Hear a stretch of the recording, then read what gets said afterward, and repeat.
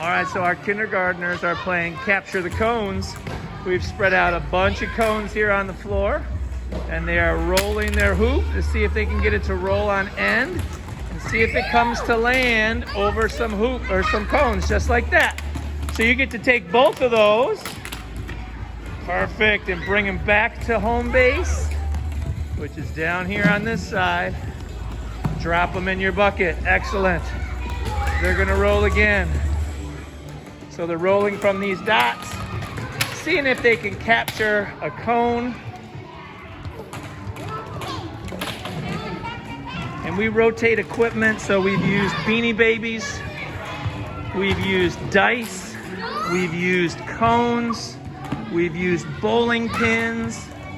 Anything that you have that you want to put on the floor, you could use badminton birdies, koosh balls, bean bags. I have to use different equipment because we can't use that same equipment, but only one student is touching the hoop.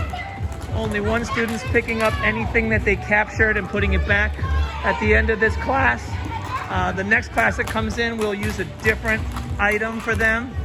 I've got some animals, right, that we've used those already.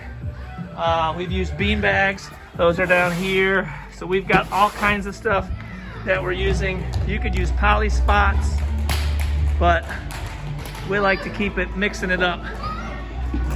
So that equipment then will sit for the rest of the week. I only have, let's see, 3, 6, 9 classes that play this activity. So we use 9 different types of equipment. It works out pretty well. The kids love the stuffed animals the best, I think.